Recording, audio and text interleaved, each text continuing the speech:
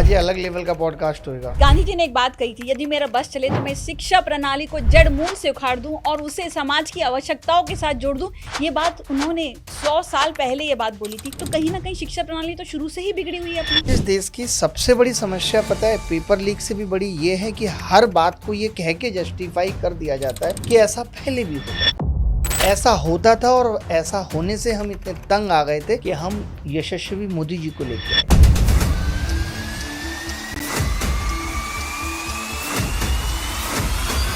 धर्मेंद्र प्रधान जो हैं उन्होंने तो थोड़ी ना पेपर लीक किया है, वो तो सिस्टम में नीचे जो जब धर्मेंद्र प्रधान पेपर लीक नहीं करते तो फिर मुझे लगता है कि इस देश में शिक्षा मंत्री की जरूरत क्या है। फिर क्या करते हैं धर्मेंद्र प्रधान? नेट का पेपर बनाते। राघव चड्ढा को इसलिए नहीं लाया गया कि अब जैन जी या लोगों के और मुखरों के मुद्दा उठाएंगे, उनको इसलिए लाया गया नहीं यार हमें अब पंजाब इलेक्शन जीतना है। आपके सीएम करप्शन में लिप्त पाए जा रहे हैं। दिल्ली में पता चल रहा है कि हॉस्पिटल में 700 करोड़ का घोटाला हो गया, 10 लाख की मशीन 33 लाख में खरीदी जा रही है। क्या करप्शन कम किया आपने?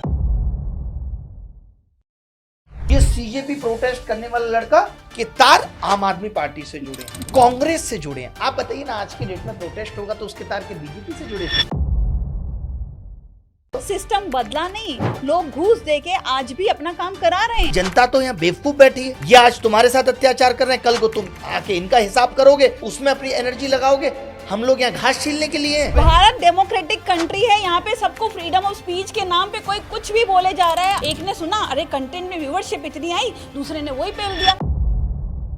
क्या आपको लगता नहीं है कि कोचिंग सेंटर्स एक माफिया हो चुका है? रोड पे आदमी अपनी सुरक्षा नहीं देख रहा है और स्कूटर उठा के चल देता है, तब आपकी 3 पुलिस कैसे उसे रोक के 2500 का चालान मुंह पे चिपका देती है? आप भारत सरकार को टारगेट कीजिए, भारत के नागरिक को टारगेट मत कीजिए। आज तक पे खड़े होकर अंजना ने हमसे बोला ये आज तक की भी जिम्मेदारी है कि उसके मंच पे चाहे वो भले ही स्क्रिप्ट प्रोड्यूसर ने लिख के दी या एडिटर ने लिख के दी। YouTube वाले स्टार टीचर्स जिनको कुछ जानना ना कौड़ी। आपको मीडिया से नफरत तो नहीं है? नहीं, मीडिया वाले लोग अच्छे हैं, सही काम कर रहे हैं। मुकेश मोहन करके हाँ, एक इन्फ्लुएंसर है, उसने वीडियो बनाया। वो कहता है मैं तो बहुत गरीब आदमी हूँ, मुझे टारगेट कर दिया नितिन गडकरी ने। मैं चैलेंज करती हूँ वो दिखाए कि नितिन गडकरी ने उसके खिलाफ कौन सी डिफेमेशन केस फाइल किया है। अच्छा, डिफेमेशन भी नहीं किया आपके लिए? पता नहीं, इन्होंने तो कमाल कर दिया। ये तो आपसे बड़ी संगी है भाई।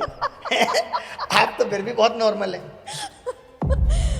ये पॉडकास्ट कटना नहीं चाहिए, ऐसे ही जाना चाहिए। मैं आपको बता रहा हूँ, बिल्कुल ऐसे ही जाएगा।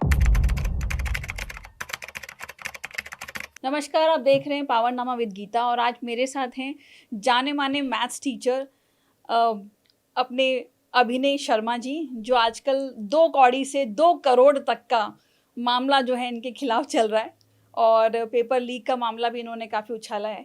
तो अभिनय जी, हम आपको पहले स्वागत करते हैं और आप बताइए क्या चल रहा है। जैसे कि मैं यहाँ आया तो आपने कहा कि सर अब पेपर लीक तो ख़त्म हो गया है।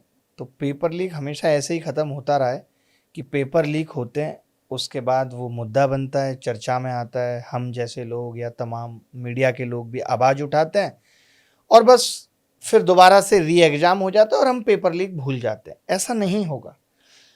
पेपर लीक मुद्दा कैसे मान लिया जाएगी ख़त्म हो गया, जहाँ पिछले 10 साल में 80-90 पेपर लगातार लीक हो रहे हैं? तो क्या सरकार ने ऐसा कुछ कर दिया? सरकार ने कोई ऐसा सूत्र निकाल लिया है कि अब हर एग्ज़ाम के पेपर इंडियन एयरफोर्स लेके जाएगी और अब पेपर लीक नहीं होगा? ऐसा तो कुछ हुआ नहीं है। या सरकार ने कोई और गारंटी दे दी है, शिक्षा मंत्री ने ऐसा कोई जादुई फॉर्मूला निकाल लिया है कि अब पेपर लीक नहीं होगा? तो पेपर लीक तो अभी चल रहा है और आप देख भी रही होगी कि पेपर लीक जैसे मुद्दे पे आमरण अनशन तक हो रहे हैं कि भाई धर्मेंद्र प्रधान का इस्तीफा होना चाहिए, क्योंकि ये काफ़ी पेपर लीकों के लिए जिम्मेदार हैं, लेकिन जो अभी तक नहीं हुआ है। ये जो सिलसिला है कोई ये नया तो नहीं है, पिछले 10-15 साल ये तो कहने वाली हैं ऑन रिकॉर्ड जो 10-15 साल आए हैं कि इतने पेपर लीक हो गए, 80 पेपर लीक हो गए 10 सालों में। लेकिन सच्चाई तो ये है कि जब हमारे टाइम पे भी, मिलेनियल्स के टाइम पे भी कुछ ऐसे इंस्टीट्यूट थे जो मैंने खुद प्रत्यक्ष मैं हूँ उस चीज़ की, जब बोला गया हमें कि आप इतना पैसा दे दीजिए, आप आ जाइए, कल पेपर है और मेडिकल का आपको याद करा दिया जाएगा पेपर। नहीं तो पेपर लीक पहले भी होते थे, ये कौन कह रहा है? लेकिन क्या पेपर लीक अभी हो रहे हैं, इस बात को ये कह के जस्टिफाई किया जा सकता है कि पहले भी होते थे? ये कैसा जस्टिफिकेशन है कि पेपर लीक 2014 से पहले भी होते थे? आज इस देश की सबसे बड़ी समस्या पता है, पेपर लीक से भी बड़ी ये है कि हर बात को ये कह के जस्टिफाई कर दिया जाता है कि ऐसा पहले भी होता था, ऐसा पहले भी होता था, 2014 से पहले भी ऐसा होता था, ऐसा होता था। और ऐसा होने से हम इतने तंग आ गए थे कि हम यशस्वी मोदी जी को लेके आए थे। तभी तो लेके आए थे कि आप ये सब चीजें रोकेंगे। आप खुद कहते थे कि कट करप्शन कमीशन से देश गर्त में जा रहा है, आप रोकेंगे। क्या रोका आपने? आपके सीएम करप्शन में लिप्त पाए जा रहे हैं। आपका सीएम मोहन यादव जी मुख्यमंत्री से ज़्यादा प्रॉपर्टी डीलर बने हुए हैं, उनकी संपत्तियां दोगुनी हो रही हैं। दिल्ली में पता चल रहा है कि हॉस्पिटल में 700 करोड़ का घोटाला हो गया, 10 लाख की मशीन 33 लाख में खरीदी जा रही है। तो क्या करप्शन कम किया आपने? आप कहते थे आप महंगाई रोक देंगे, खाक महंगाई रोकी है आपने। किस कदर महंगाई बढ़ गई है। आपको मालूम ना हो कि दवाइयों में, आप दवाइयों पे नहीं है, जो लोग अपने माँ बाप के लिए दवाइयां ला रहे हैं, आप उनसे पूछिए कि आज एक सर्दी जुकाम की मॉन्टेक एलसी तक की टैबलेट 20 गुने से भी ज्यादा महंगी हो गई है। एक लिवर की दवाई यूडिलिव आती है, वो 50 गुने से भी ज्यादा महंगी हो गई है। हर एक चीज इतनी महंगी होती जा रही है। और ऊपर से इनका अलग नौटंकी चल रहा है कि इथेनॉल एक्सपेरिमेंट चल रहा है इनका। कोर्ट में इन्होंने बोला इथेनॉल एक्सपेरिमेंट कर रहे हैं। एक्सपेरिमेंट किस पे कर रहे हैं? गरीब जनता जो किसी तरीके से 8-10 लाख की गाड़ी खरीद लेती है, उसके इंजन पे एक्सपेरिमेंट कर रहे हैं। अपने आप को डबल इंजन ट्रिपल इंजन कहने वाले आज एक्सपेरिमेंटल के लिए दूसरों के इंजन का कबाड़ा कर दे रहे हैं। सर ये डबल इंजन ट्रिपल इंजन है। लेकिन अभिनय जी, आपको ये बात भी तो माननी होगी कि जो सरकार कोशिश कर रही है, ऐसा तो है नहीं कि पहली बार इथेनॉल को लाया गया है। ब्राज़ील में, यूएस में अगर आप देखो सच्चाई फैक्ट्स, तो वहाँ पे इथेनॉल का इस्तेमाल तो बहुत पहले से हो रहा है। तो अगर सरकार ला रही है और पॉल्यूशन मुक्त भारत बनाने की कोशिश कर रही है, तो उसमें हमें सपोर्ट करना चाहिए। ठीक है, अभी सरकार पूरी तरीके से उन्होंने उस चीज़ तो को आप सही बताइए, अगर पूरी तरीके से सरकार सक्षम नहीं है तो क्या वो एक्सपेरिमेंट के लिए जनता के इंजन को कबाड़ा करेगी? ये एक्सपेरिमेंट करने का तरीका है। कल को आप कहेंगे हम बहुत बेहतर दवाइयां बना रहे हैं और लोगों पे एक्सपेरिमेंट चालू कर दें। अभी तो उसकी रिपोर्ट ठीक नहीं आ रही ना। यूएस में तो खराब रिपोर्ट नहीं है। मुझे नहीं पता यूएस में हो रहा है इथेनॉल, मैं सर, उतना पढ़ाई इथेनॉल लिखाई हो नहीं रहा करता है, हूं। इथेनॉल हो रहा है, तो इथेनॉल का इन्होंने इस्तेमाल। खाली वहां से इथेनॉल उठाया, ये नहीं उठाया कि वो लोग इथेनॉल को कैसे सक्सेसफुल बना पाए। सर इनको एक्सपेरिमेंट की जरूरत क्यों पड़ गई अगर वहां ऑलरेडी सक्सेसफुल था तो? सर उनको एक्सपेरिमेंट की जरूरत नहीं पड़ी। यहाँ पे टेक्नोलॉजी अभी वो चेक कर रहे होंगे, क्योंकि जो मैंने स्टडी किया है, इथेनॉल बराबर यूएस में यूज हो रहा है, उसमें 70% मतलब इथेनॉल की मिलाया जा रहा है पेट्रोल में।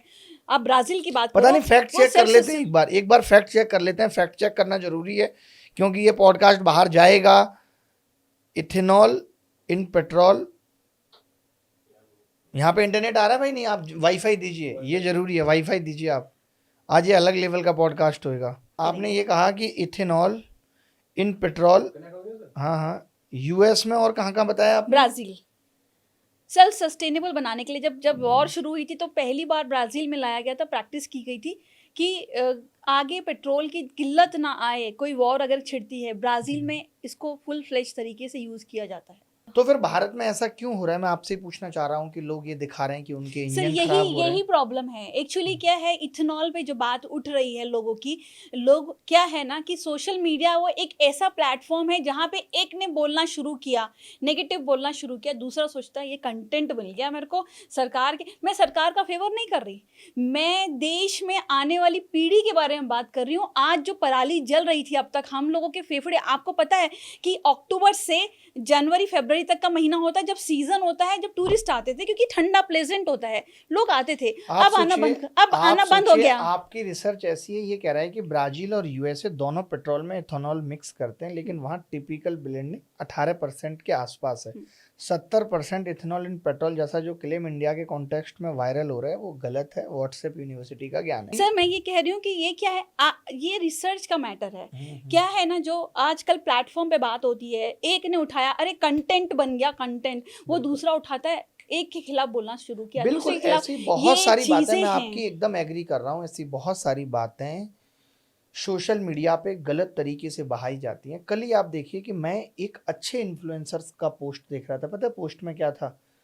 मनमोहन सिंह की 6 किताबें ऑक्सफोर्ड यूनिवर्सिटी में पढ़ाई जाती हैं और मोदी जी की किताबें या ज्ञान तो सिर्फ जी न्यूज़ पे देखने को मिलता है। मैंने फैक्ट चेक किया तो पता चला कि कोई किताब ऐसी नहीं है जो ऑक्सफोर्ड यूनिवर्सिटी में पढ़ाई जाती है।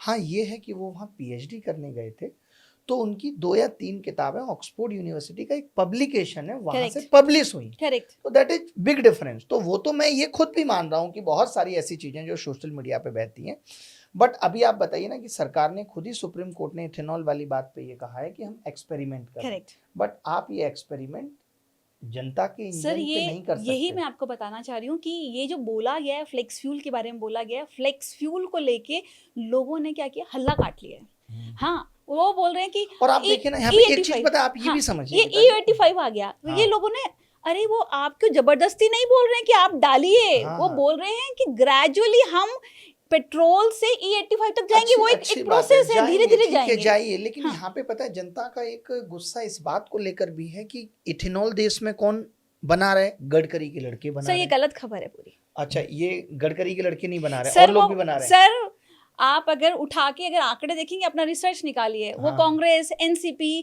किस नेता का बच्चा जो है इथेनॉल में काम नहीं कर रहा है, आप देखिए क्यों ना। कर रहे हैं? मैं आज वही कह रहा आज हूं। आज ये तो परिवारवाद मिटाने आए थे ना। सर परिवारवाद की आप बात ही बताइए, नहीं ये है। बात आप तक, हम तक कौन पहुंचाएगा? सर- पेट्रोलियम मिनिस्टर या सर रोड मिनिस्टर? सर या रोड परिवहन मिनिस्टर, सर रोड मिनिस्टर को अधिकार है, जब जितना एमिशन होता है, जो सड़कों पे एमिशन हो रहा है, परिवहन मोटर एक्ट जो व्हीकल है 1988 के तहत, जो ट्रांसपोर्ट मिनिस्टर है उसको अधिकार है कि वो अपने लड़कों से इथेनॉल नहीं। बनवा के इथेनॉल का प्रचार कर सकता सर है। नहीं, गलत, ये और गलत खबर। मैं पूछ रहा जो परिवहन एक्ट 1988 है उसके तहत जो रोड मिनिस्टर है उसको पूरा अधिकार है कि कौन सी गाड़ियां अपग्रेड होनी चाहिए, रिन्यूएबल एनर्जी का किस तरीके से इस्तेमाल होना चाहिए, उसको अधिकार है इस सब बातों को बताने का। ये बिल्कुल आप कोई सही कह रही हैं। ये मोटर एक्ट के तहत आता है 1988।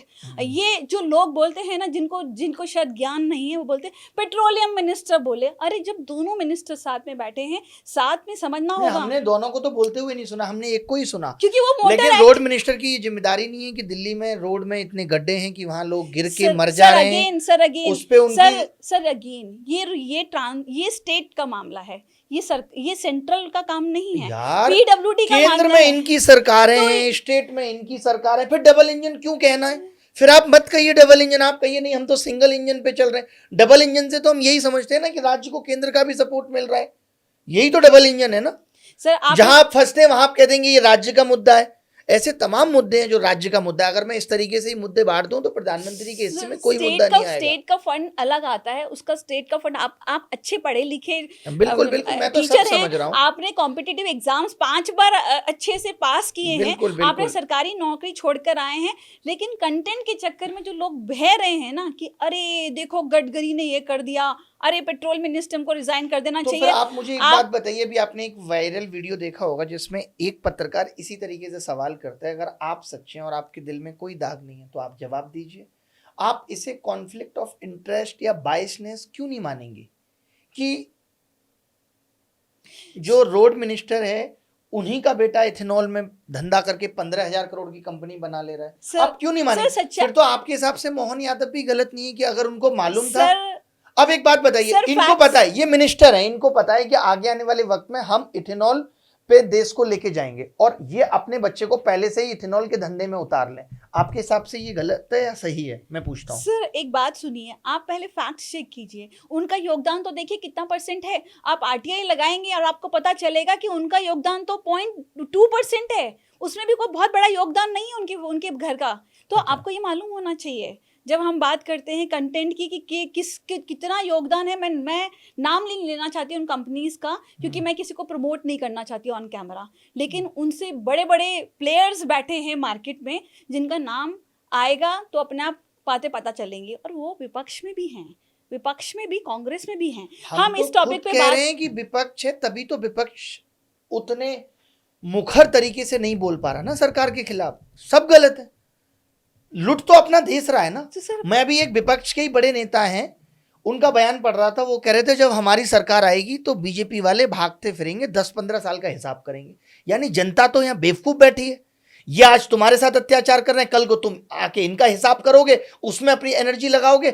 हम लोग यहाँ घास छीलने के लिए हैं कि ये एक दूसरे को बस जो है परेशान करते रहेंगे। आज ये इनके पीछे ईडी सीबीआई लगा रहे हैं, कल को वो इनके पीछे ईडी सीबीआई लगाएंगे। जनता का तो कट रहा है, कटता रहेगा हमेशा। ये तो है। हाँ तो ये तो है, तो कौन बोलेगा इस मिडिल पे? क्लास फैमिली सफर कर रही है। मिडिल क्लास फैमिली क्यों सफर कर रही है? आप ये देखिए, हमारे घर में मेड आती है सपोज, ठीक है, they are not paying tax. Who is paying tax? Middle class. इनका जो बड़े लोग हैं वो तो, अरे इनडायरेक्टली तो वो भी टैक्स पे कर रहे हैं, ऐसा नहीं है कि वो जा रहे हैं कल को नमक भी खरीद रहे हैं तो उसमें भी जीएसटी लग के उनको भी देना पड़ रहा है। डायरेक्ट टैक्स नहीं दे रहे, इनडायरेक्ट टैक्स तो वो भी दे रहे हैं। लेकिन मिडिल क्लास तो सबसे ज्यादा अफेक्टेड है। हाँ बिल्कुल। तो सबसे ज्यादा अफेक्टेड मिडिल क्लास है। मिडिल क्लास को सोचना होगा कि क्या करना है क्या नहीं करना है। तो वो कमाए, वो जैसे ही इस बारे में सोचने लगेगी, आपको पता है वो फिर बिलो पॉवर्टी लाइन चली जाएगी, मिडिल से लोअर में आ जाएगी। सर कुछ इस तरीके से हम लोगों को, क्योंकि ये प्रस्ताव बना के ये चीज़ आपकी आवाज़ है, आप वोकल हैं, रेज कर सकते हैं। आप ऐसा प्रस्ताव बनाइए सरकार के लिए कि जहाँ पे आप बताइए। टेबल कीजिए। आप किसी आपका जो ये जो मैटर है, जो आपकी बातें हैं, ये टेबल कीजिए, लोकसभा राज्यसभा में टेबल करवाइए। किसी एक एमपी को पकड़िए, उनको आप बताइए ये बताइए, हमारी आज समस्या है। लोकसभा की बहस में, राज्यसभा की बहस में कितनी अच्छी चीजों पे चर्चा होती है, विपक्ष अलग चिल्ला रहा होता है, सिर्फ चिल्लाने की, टीआरपी की, अटेंशन ग्रेव करने की लोकसभा और राज्यसभा में बातें हो रही, बस। ऐसा नहीं है कि विपक्ष ने अगर कोई अच्छा मुद्दा रखा तो सरकार ने कहा नहीं नहीं ये तो बड़ी अच्छी बात कही साहब आपने, इस पे काम करते हैं मिलके, कुछ जिम्मेदारी आपको भी देते हैं, देश का भला होगा। सुना आपने कभी ऐसी बातें करते हुए? कोई भी नहीं कर रहा है। सर किससे लेकिन उम्मीद करे जनता? उम्मीद तो राघव चड्ढा से भी लोगों की थी। तोड़ दी ना, उन्होंने भी तोड़ दी। अब अपॉर्चुनिटी क्या कर रहे हैं वो? अब उनको जिम्मेदारी मिली। यहाँ पे काम ही राघव चड्ढा को इसलिए नहीं लाया गया कि अब जैन जी या लोगों के और मुखरों के मुद्दा उठाएंगे, उनको इसलिए लाया गया, नहीं यार हमें अब पंजाब इलेक्शन जीतना है, तो Raghav Chadha will make a plan कि कैसे पंजाब इलेक्शन जीता जा सकता है, क्योंकि राघव चड्ढा ने वहां पे बहुत ग्राउंड पे काम किया है। सही बात है। तो आप बताइए, तो केवल यहाँ चुनाव जीतने सर, के लिए ही लोगों को लाया जा रहा हो, वहां आप कह रही हैं कि टेबल करिए, लोगों के सामने मुद्दे रखिए। अब सीजेपी एक पार्टी बनी, उसने बोला कि साहब आपके यहाँ पेपर लीक बहुत हो गया है, आप धर्मेंद्र प्रधान को हटा दीजिए। क्यों नहीं हटाया सरकार ने अब तक? सर ये बात तो स्मृति ईरानी के लिए भी उठी थी, उनको भी हटाने की बात हुई थी। बात तो प्रकाश जावड़ेकर की भी हुई थी, रमेश पोखरियाल जी के लिए भी हुई थी। ये तो एक कंटिन्यूस प्रोसेस है, जो एक सरकार में शिक्षा मंत्री जो भी आ रहा है उसके खिलाफ तो ये कंटिन्यूस चल ही रहा है, उसको टारगेट किया जा रहा है। आप उठा के मुद्दे देखिए, चारों नेताओं को, अब तक चारों शिक्षा मंत्री को हटाने की मांग की जा रही है। हम कह रहे हैं कि न्यू एजुकेशन पॉलिसी लाने की कोशिश हुई, वो लाई गई 2021 में, पोखरियाल जी लेकर आपको आए। पता है कि कितनी लागू हुई है अभी सर अभी तक ग्राउंड हो स्तर नहीं पे? पाई है, हो नहीं पाई है। तो कुछ कर नहीं पाएंगे तो बस पॉलिसी लाओ और सर- जनता को बता दो हम पॉलिसी ले आए। लागू करना किसका काम है? सरकार का काम है। और आपने ये सुना कि शिक्षा मंत्री के आए दिन आप ट्वीट पढ़ेंगी कि अभी उनको इस चुनाव के जिताने की जिम्मेदारी दी गई है, तो कहां से लागू करेंगे? पूरी वक्त है उनके पास? शिक्षा कहीं कोने में पड़ी है उनके, ट्विटर से लेके निजी जिंदगी में उलूल जुलूल हरकत करते हुए पाए जाते हैं।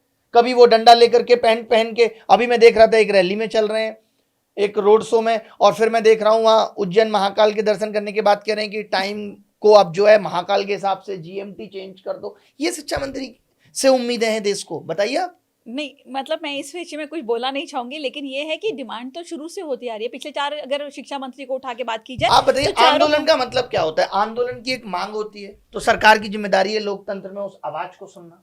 क्यों नहीं है जिम्मेदारी? तो आपको क्या सरकार क्या कह रही है? कल आपने नितिन नवीन जी का बयान सुना, उसमें वो कह रहे हैं कि ये वायरस और कॉकरोचेज जो आ गए हैं, बीजेपी कार्यकर्ता इनका हिसाब करेगा, टुकड़े टुकड़े गैंग।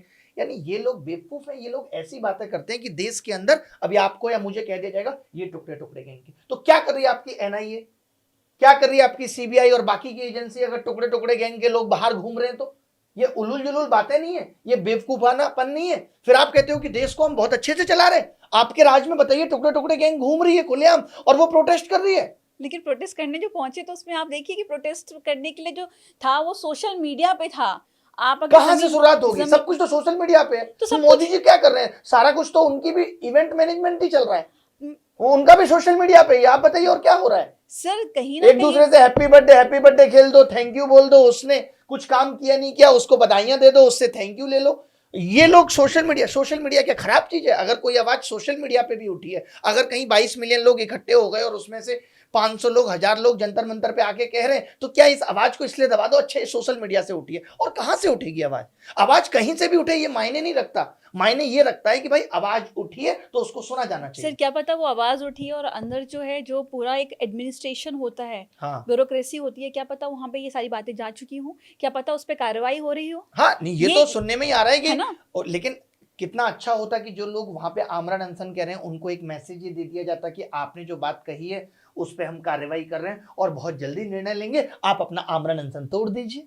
ये तो अच्छी बात होती ना। ये दिखता कि यार प्रधानमंत्री जी के अंदर या शिक्षा मंत्री के अंदर संवेदनाएं हैं लोगों के प्रति। क्या ये देश के लोग नहीं है? ये लोग केवल जो इनको वोट दे रहे हैं वही देश के लोग हैं। बाकी जीतने के बाद प्रधानमंत्री की जिम्मेदारी पूरे देश की है या नहीं है? सर बिल्कुल है, मैं मानती हूँ। यहाँ पे क्या कह दिया जाता है, ओ ये सीजेपी प्रोटेस्ट करने वाला लड़का के तार आम आदमी पार्टी से जुड़े हैं, कांग्रेस से जुड़े हैं। आप बताइए ना, आज की डेट में प्रोटेस्ट होगा तो उसके तार के बीजेपी से जुड़े होंगे? बीजेपी से जुड़े आदमी ऐसे लोग या आप जैसे लोग प्रोटेस्ट करेंगे सरकार के खिलाफ? कभी नहीं करेंगे। जो आज प्रोटेस्ट करेगा उसके तार बीजेपी, आम आदमी पार्टी या कांग्रेस या किसी विपक्ष से ही जुड़े होंगे। तार जुड़ने से क्या प्रोटेस्ट का मूल खत्म हो जाता है? मैं तो कहता हूं कि उसके तार जुड़े हुए हैं, राहुल गांधी से जुड़े हुए हैं, उसके तार अरविंद केजरीवाल से जुड़े हुए हैं। उससे कोई तार जुड़ना गलत है क्या? नहीं, गलत नहीं है। विद्रोह करना हाँ? एक अलग है, लेकिन एक आंदोलन करना एक अलग है। हाँ, अलग है। हम आंदोलन ही तो कर रहे हैं। अब वहां पे आप जैसे मीडिया के लोग ये दिखा रहे हैं कि पानी कहां से आ रहा है। अरे मैं कह रहा हूं केजरीवाल खुद पहुंचा रहे हैं पानी, तो किस क्या आपत्ति है इसमें? मैं तो मान रहा हूं अगले के अंदर संवेदनाएं बची हैं कि प्रोटेस्ट कर रहे लोगों को पानी पहुंचा रहे हैं। लोग आज ये पता लगाने जा रहे हैं वहां पे कि इसको फंड कहां से हो रहा है आंदोलन को। अरे आंदोलन कह क्या रहा है? आंदोलन की मांग क्या है? आंदोलन के मुद्दे क्या है? पर वो कह रहे शिक्षा मंत्री को हटा दो। हाँ, क्यों? क्यों? सवाल ये क्यों? क्योंकि 10 साल में पेपर लीक बिल्कुल भी नहीं रुके, बढ़ते जा रहे हैं। इसलिए लोग कह रहे हैं कि शिक्षा मंत्री को हटा के ये एक नैतिक जिम्मेदारी बनती है कि जब आपको कोई काम सौंपा गया, आप उस काम में सफल नहीं है तो उस आदमी को अपना पद छोड़ देना चाहिए। सर धर्मेंद्र प्रधान जो हैं उन्होंने तो थोड़ी ना पेपर लीक किया है। वो तो सिस्टम में नीचे जो जब धर्मेंद्र प्रधान पेपर लीक नहीं करते तो फिर मुझे लगता है कि इस देश में शिक्षा मंत्री की जरूरत क्या है? फिर क्या करते हैं धर्मेंद्र प्रधान? नीट का पेपर बनाते हैं? आप बताइए, बनाते हैं? नहीं बनाते। आईआईटी का पेपर बनाते हैं? ये तो फिर प्रधान शिक्षा मंत्री की जरूरत क्या है? अगर ये जिम्मेदारी नहीं है पेपर लीक की, वो नहीं करते पेपर लीक, तो वो तो पेपर भी नहीं बनाते, कुछ नहीं करते। वो उनकी जरूरत क्या है? बिल्कुल जरूरत नहीं है। जिम्मेदारी कौन लेगा? हमने शिक्षा किसको सौंपी थी? एजुकेशन एक बहुत बड़ा वर्टिकल है, बड़ा तभी तो। और शिक्षा मंत्री को आप छोटा समझ रही हो, जो बात बात पे हैप्पी बर्थडे तक प्रधानमंत्री, कितने बड़े प्रधानमंत्री जिसके 100-150 मिलियन फॉलोअर्स हो, उससे वो हैप्पी बर्थडे विश खा रहा हो, उसको आप छोटा समझ रही हो? सर वो तो मतलब शिक्षा बड़ी है, धर्मेंद्र प्रधान छोटे हैं, इसलिए he is kid, he can not handle the education system of India. नहीं तो मना कर देना चाहिए उनको। उनको बोलना चाहिए कि 3 शिक्षा मंत्री चाहिए होंगे।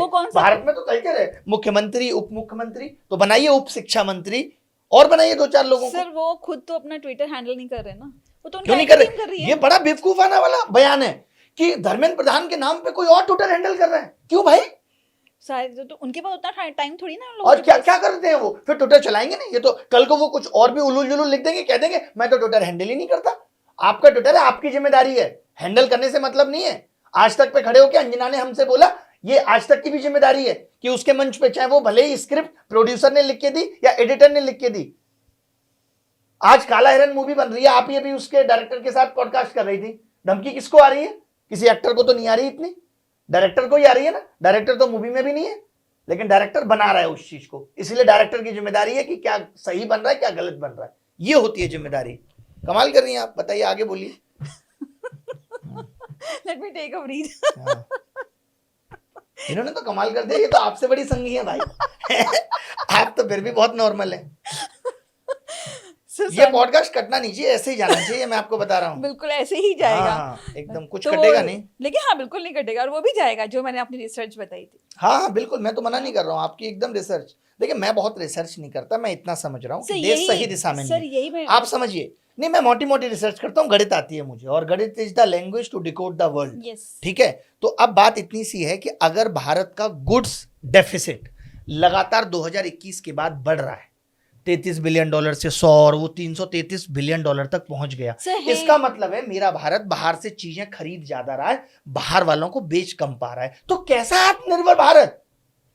क्वेश्चन ऑन द, ये मैं डेटा के साथ बोल रहा हूँ, आप चेक कर सकते हैं। सर ये डेटा के साथ बोल रहे हो आप, लेकिन आप अगर आप पिछला देखें अभी जो जिस तरीके से अमेरिका ने हम लोगों पे टैरिफ लगाया है, 50% टैरिफ जो हाई, तो ये हमारी विदेश नीति फेल है। हम ट्रम्प को दोस्त कहते कहते फिरते हैं। तो हम तो नहीं बोल रहे ना कि वो ट्रम्प हमारा दोस्त है। कभी भी आप जब आज तक इतिहास देख लीजिए, अमेरिका किसी का सगा नहीं हुआ है। तो हमने कैसे रिलाई कर लिया? जब टैरिफ लगा तो मैं ये ग्राउंड लेवल की रिपोर्टिंग बता रही हूँ, लोगों को धक्का लगा, बिजनेसमैन फ्लॉप हुए, उनका पूरा बिजनेस खत्म हो गया, लोग आज अनएम्प्लॉयमेंट की कगार पे है। कौन जिम्मेदार है? हम पूरी तरीके से अमेरिका पे इसका मतलब निर्भर थे कि हमारा माल सिर्फ अमेरिका में जाके बिकेगा। सर नहीं, वॉर चाइना तो नहीं है, चाइना को क्यों नहीं इफेक्ट हुआ इतना? सर आपको क्या पता इकोनॉमिक रिसेशन है अरे नहीं ये है? वॉर मैडम अभी शुरू हुआ है, मैं आपको पिछले 5 साल की डेटा की बात कर रहा था। आप 2021 और 22 बताइए ना मुझे। 21 से 22 में हमारा गुड्स डेफिसिट क्यों बढ़ा?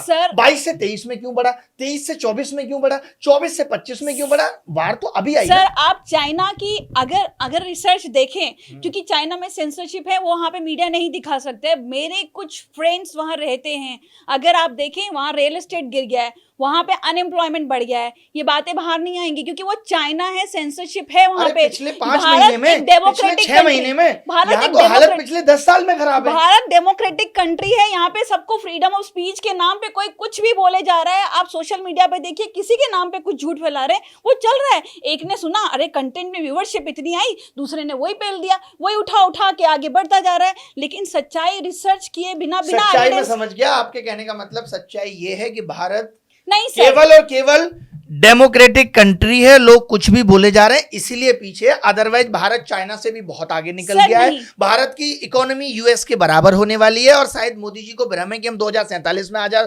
विकसित होंगे। मुझे ऐसा लगता है जिस हिसाब से आपकी बातें मैं सुन रहा हूं, हम अगले 3 या 4 साल में ही विकसित हो चुके होंगे। हमारी पर कैपिटल इनकम 18,000 हो चुकी होगी। फिर कैसे? 4 से 6 पे आ गई अर्थव्यवस्था, जीडीपी। सर 2009 में इकोनॉमिक रिसेशन आया था पूरा वर्ल्ड वाइड, जब डॉलर का जो इंडियन रेट जो था, $1 वाज इक्विवेलेंट टू 42 रुपीज। आज 2026 में आ गए हैं, 93 पहुंच गया है।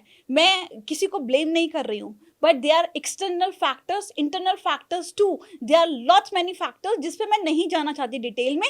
देखिए, चलिए आप मुझे एक बात बताइए, आप कौन सी बात पे यकीन करेंगी जिसपे मोदी जी ने 2014 में कहा था कि जिस देश का रुपया गिरता है उस देश का प्रधानमंत्री गिरा हुआ होता है।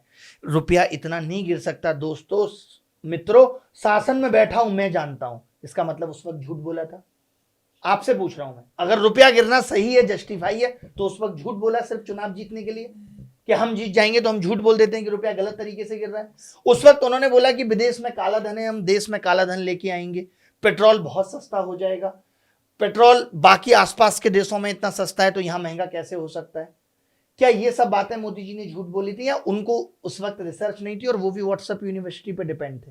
हो सकता है सर, उनके सलाहकार अच्छे नहीं रहे होंगे। सलाहकार अच्छे नहीं रहे होंगे। सलाहकार तुम्हारे अच्छे नहीं है, तुम देश को बर्बाद कर दोगे। 15 साल से तुम सीएम हो, सलाहकार तुम्हारे अच्छे नहीं है। वाह, तो अब मैं कैसे मान लूं कि अब सलाहकार अच्छे हैं? सर 150 करोड़, अब कैसे मान लिया सलाहकार अच्छे हैं? 150 करोड़ की आबादी है इस देश में, 150 करोड़ की, सबसे ज्यादा मतलब पॉपुलेशन में हमने सबको पीछे पछाड़ दिया है। कौन बनाएगा नीति पॉपुलेशन रोकने की? कौन बनाएगा? किसकी जिम्मेदारी जा रही है ना, कोशिश की जा रही है ना, यूसीसी लाने की कोशिश की जा रही है, सब कुछ कर रहे हैं डेमोग्राफिक बैलेंस करने के लिए। पीआईएल तक फाइल किए हैं अश्विनी उपाध्याय जी ने, लेकिन उस चीज में थोड़ा टाइम लगेगा ना, क्योंकि देश में तो अश्विनी उपाध्याय जी के पीआईएल फाइनल करने से देश थोड़ी बदलेगा। अश्विनी उपाध्याय के सरकार के आदमी, अब सरकार की कोशिश है, मुझे बताइए। अश्विनी उपाध्याय तो दिन भर में 10 मुद्दे अच्छे बताते हैं, सरकार सुन कितनी रही है वो बताइए। सरकार किस पे काम कर रही है? सर कोशिश तो कर रही है ना। आप देखो, आपने सरकार की कोशिश में अश्विनी उपाध्याय का नाम ले दिया, बताइए। इंफ्रास्ट्रक्चर की बात करते हैं हम, इंफ्रास्ट्रक्चर में आपने देखा इंफ्रास्ट्रक्चर कि यहाँ पे हाई राइज टावर बना दे रहे हैं नोएडा में, और जब 14वीं फ्लोर में आग लग रही है तो इनकी बुलडोज वो फायर ब्रिगेड मशीन वहां तक पानी नहीं फेंक Who is responsible for that?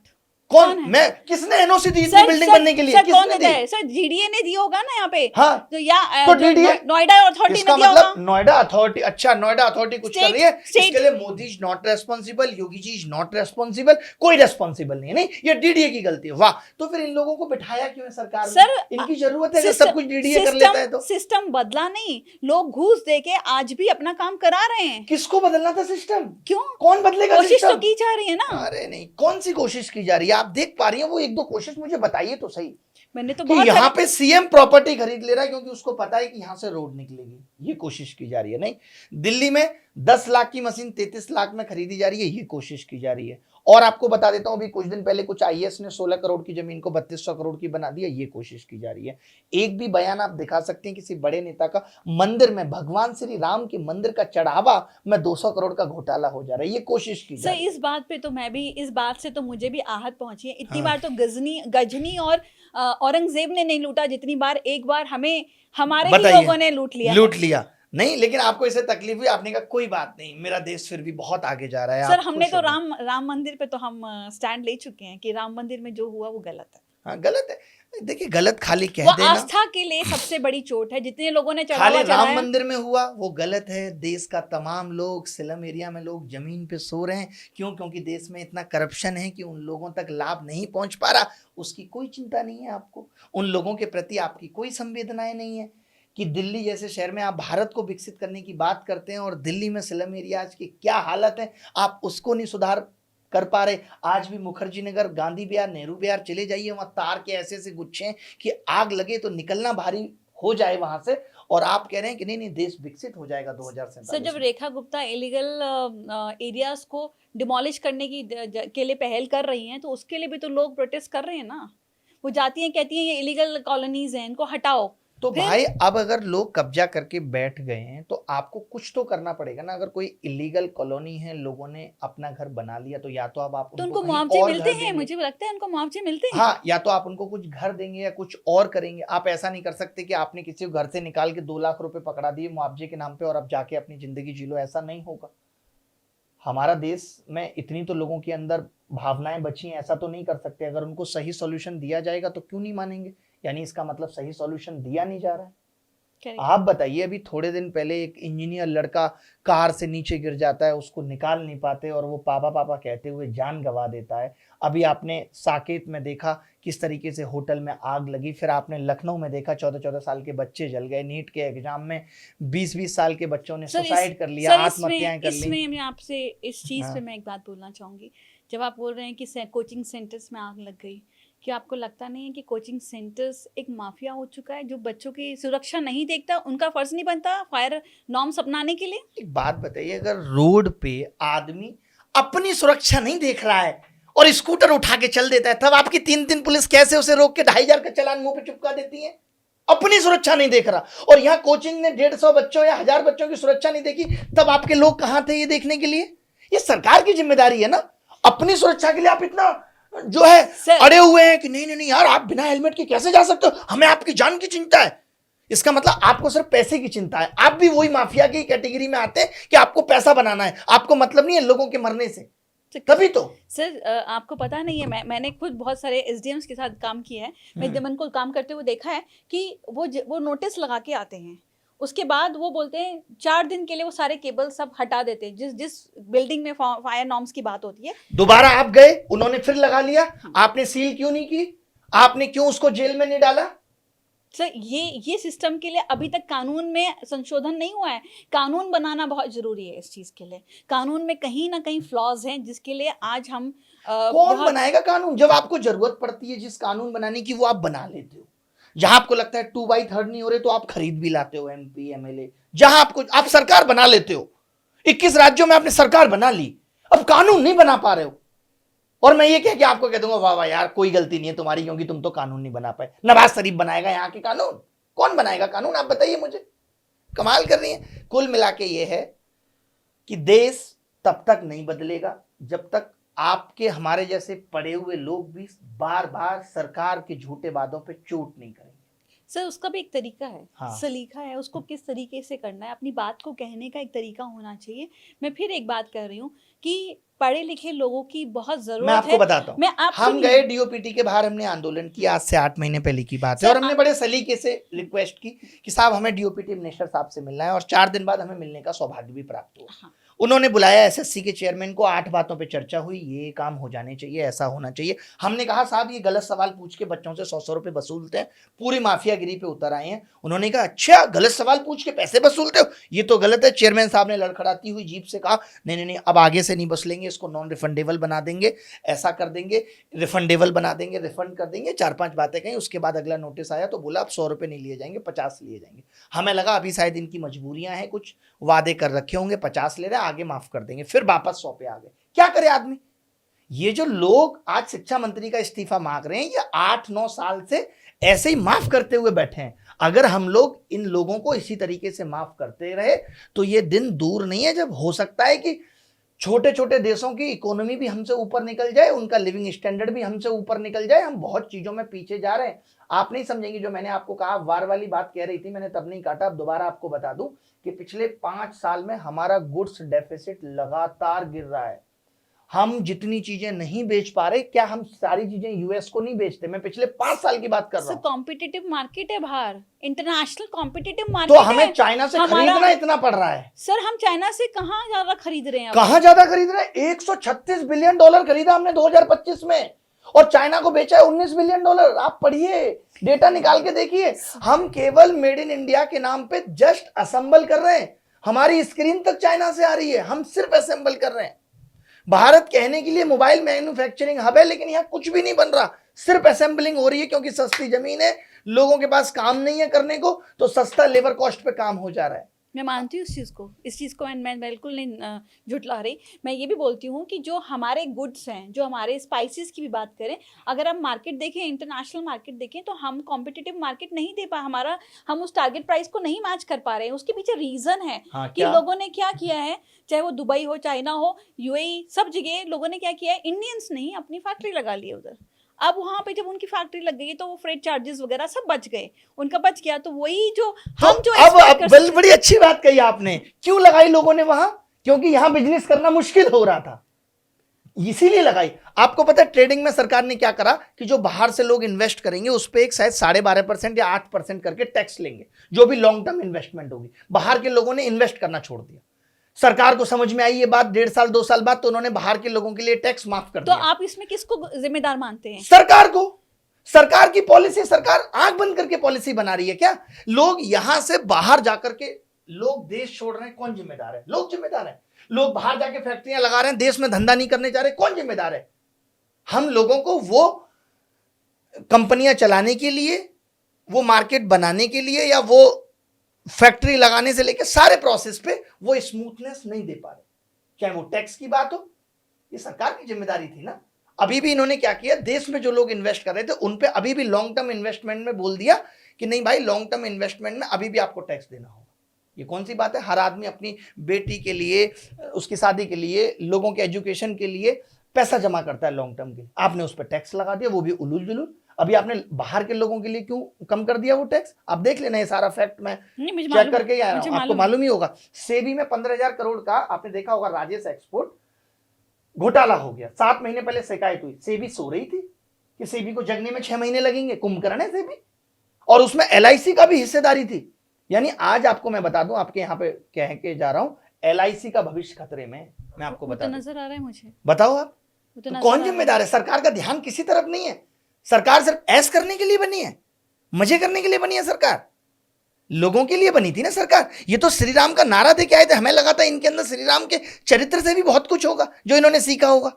खाक सीखा आपने? वो आदमी रात में घूम घूम के ये देखता था कि कोई प्रजा मेरे खिलाफ क्या बोल रही है, ये श्री राम के चरित्र में था। और आप तो श्री राम मंदिर में ही चोरी कर रहे हैं, आपकी शुरुआत ही चोरी से होती है। धर्म आपने नीचे कर दिया। नाराजगी है आपको? खूब नाराजगी है, क्यों नहीं है? एक आदमी धर्म के लिए पुत्र मोह को छोड़ करके, इनका तो पुत्र मोह नहीं खत्म हो रहा। गडकरी का अपने बच्चों से मोह खत्म नहीं हो रहा, अमित शाह जी का अपने लड़के से मोह खत्म नहीं हो रहा, उधर वो देवकी नंदन जी अब आ गए, उनका अपने लड़के से, उनको भी अपने लड़के को उसी में लेके आना। और ये वो लोग जो परिवारवाद पे आवाज उठाते हैं। अभी आपने देखा होगा राजनाथ सिंह का जो है, सर आप बार बार जो मतलब ये परिवारवाद कर रहे हो, अगर सच्चाई, आप पहले उनके फैक्ट्स तो चेक कर लो। नहीं, अरे जब मुझे पता है कि इनके मिनिस्टर बनने के बाद ही लड़के आगे बढ़े हैं, तो क्या फैक्ट चेक करो? क्या फैक्ट चेक करो? नहीं, अमित शाह जी नहीं भी होते तो भी जैसा क्रिकेट के इतने बड़े बादशाह थे कि उनको आईसीसी का चेयरमैन बना दिया जाता, ये फैक्ट चेक करो। बताइए आप क्या फैक्ट चेक करो? ये फैक्ट चेक करने की बात है कि राजनाथ सिंह जी नहीं होते तो भी उनके लड़के को यूपी का उपाध्यक्ष बना दिया जाता, ये फैक्ट चेक करो। ये कैसे कर लो फैक्ट चेक, आप बताइए? और ये कोई एक, अब आप कहेंगे ये तो समाजवादी पार्टी में भी होता था, ये तो कांग्रेस में भी हो रहा है। अरे तो मैं उसको, अब कांग्रेस तो रही नहीं गई, एक आध जगह कहीं रह गई है, तो उतना ही बोलता हूं उस पर, बाकी सब पे ज्यादा बोलता हूं क्योंकि ये केंद्र में भी है, 21 राज्यों में भी है।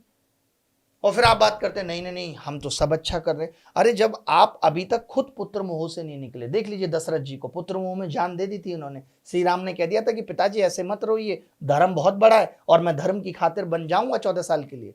धर्म ऊपर था, ये सीखा। भगवान श्री राम को सत्ता की भूख नहीं थी, सत्ता का त्याग था उनके अंदर। इनको सत्ता की भूख है। अरे प्रधानमंत्री जी को प्रधानमंत्री जी बना दिया गया। अब उनका फोकस होना चाहिए देश कैसे आगे जाए। मुझे मतलब नहीं है, मैं अब किसी चुनाव प्रचार में भी नहीं आऊंगा। और पहले के जो प्रधानमंत्री आते थे वो भी गलत करते थे। मैं नहीं आऊंगा अब किसी राज्य के चुनाव प्रचार में। अपना अपने आप देखो, मुझे केंद्र की जिम्मेदारी मिली है, देश की जिम्मेदारी मिली है। किसी भी राज्य का कोई भी मुख्यमंत्री बने, मैं सीधे उसको जिम्मेदारियां दूंगा। आप तो बल्कि उल्टा क्या कर रहे हो, किसी भी राज्य में किसी भी ऐसे आदमी को जिसके अंदर कोई अकाउंटेबिलिटी नहीं है, कोई अनुभव नहीं है, उसको उठा के सीएम बना दे रहे हो। वो क्या कर रहा है, पत्नी के नाम जमीन खरीद रहा है। इतने मतलब दिमाग से कमजोर लोग हैं इनके राज्य में सीएम बने कि उनको ये नहीं पता पत्नी के नाम जमीन खरीद रहा है, लड़के के नाम जमीन खरीद रहा है, भाई के नाम जमीन, भाई के बच्चों के नाम।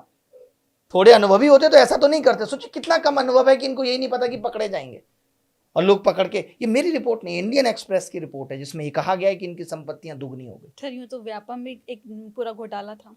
किसके काल में हुआ व्यापम, आप बताइए। नहीं मैं आपसे ही पूछ रहा हूं। उसमें आप हमारे एक प्रिय मित्र चले गए जो पत्रकार थे। बताओ तो आप बताइए, इतने बड़े बड़े घोटाले हो जा रहे हैं और ये सब चीजों से परेशान होकर ही तो इनको चुनाता हम लोगों ने। कितना प्यार दिया, 400 सीटें, पूर्ण बहुमत क्यों दिया था इनको? आपने क्यों दिया? मैं वही पूछ रहा हूँ, इसीलिए ना आपसे पूछना चाहती हूँ ना। नहीं, मेरे अकेले ने नहीं दिया। मैं तो ये कह रहा हूँ ना, इनको इसीलिए दिया ना कि लोग पहले से भ्रष्टाचार से पीड़ित थे, पेपर लीक से परेशान थे, महंगाई से आहत थे, भ्रष्टाचार के आरोप पुरानी सरकारों पे खूब लग रहे थे, खूब आए दिन भ्रष्टाचार खुल रहे थे। ये लोग तो मानते भी नहीं है। पुराने वाले लोग भ्रष्टाचार का आरोप लगा, उसको हटा दिया, उठा के फेंक दिया। ये तो मानते भी क्या नहीं। पता रीशफल हो ही रहे, हो ही जाए। हाँ नहीं, रिशफल होगा। रिशफल में भी इतना टाइम लगा देते हो आप। और रिशफल में ये यार रिसफल ही कर रहे हैं। रिसफल ही किया ना, राजस्थान के मुख्यमंत्री किसको बना दिया? भजन लाल शर्मा। क्या अनुभव है उनका, कितना राजनीतिक अनुभव है, कितने राज्य उन्होंने इससे पहले चला दिए। एक डीएम बनने के लिए भी आपको एक लंबे चौड़े प्रोसेस से गुजरना पड़ता है, लेकिन एक सीएम बनने के लिए कुछ नहीं, बस आप प्रधानमंत्री जी के चहेते होने चाहिए। आपको ये कहना आना चाहिए, माननीय यशस्वी नरेंद्र मोदी जी, आप ब्रह्म स्वरूप हैं, आप नॉन बायोलॉजिकल हैं, आप ईश्वर का दूसरा रूप है। बस आपको सीएम बना दिया गया इस आधार पर। गांधी जी ने एक बात कही थी, यदि मेरा बस चले तो मैं शिक्षा प्रणाली को जड़ मूल से उखाड़ दूं और उसे समाज की आवश्यकताओं के साथ जोड़ दूं। ये बात उन्होंने पूरी 100 साल पहले ये बात बोली थी। तो कहीं ना कहीं शिक्षा प्रणाली तो शुरू से ही बिगड़ी हुई है अपनी। हाँ। उसको कांग्रेस का 70 साल कांग्रेस ने दिए, क्या किया कांग्रेस ने? तो अब मैं वही कह रहा हूं ना, इसीलिए अभी आवाज उठा रहे हैं कि 70 साल कांग्रेस ने दिए, 20 साल इनको दे देंगे, 90 साल हो जाएंगे। फिर मैं आपके लड़के के साथ बैठ के पॉडकास्ट कर रहा हूँ, वो मुझसे पूछेगा 90 साल में क्या हुआ देश का, एक तीसरी पार्टी आ जाएगी। अब वो भी इसलिए नहीं करेगी क्योंकि जब 90 साल में नहीं हुआ तो हम भी क्यों करें। फिर ऐसे तो चलता रहा, हम लोग भी निकल लेंगे, आगे आने वाली पीढ़ी देखेगी क्या बेवकूफ हमारे लोग थे, आवाज नहीं उठा पाए, सरकारें इतना गलत कर रही थी। 70 साल उन्होंने काटा तो इसलिए 70 उन्होंने काटा है, इसलिए 20 इनसे भी कटवा लें। नहीं, कमाल कर रहे हैं। ये सब लॉजिक से देश कभी आगे नहीं बढ़ेगा। कोचिंग सेंटर के बारे में आपका क्या कहना है? कोचिंग सेंटर के बारे में, क्योंकि देश की जो शिक्षा व्यवस्था है वो इतनी खराब हो चुकी है कि लोगों को मजबूर होकर कोचिंग जाना पड़ रहा है। और क्या कहना है बताइए? जो पेरेंट्स की जो जेब कट रही है इतना मोटी। अरे उससे पहले स्कूल कम जेब काट रहा है, बस्ता भी वही बेच रहा है, ड्रेस भी वही बेच रहा है। तो स्कूलों में माफिया नहीं है, शिक्षा माफिया है। उसी तरीके से कोचिंग में भी माफिया है। मैं तो कहता हूं खनन माफिया, रेत माफिया, मीडिया माफिया।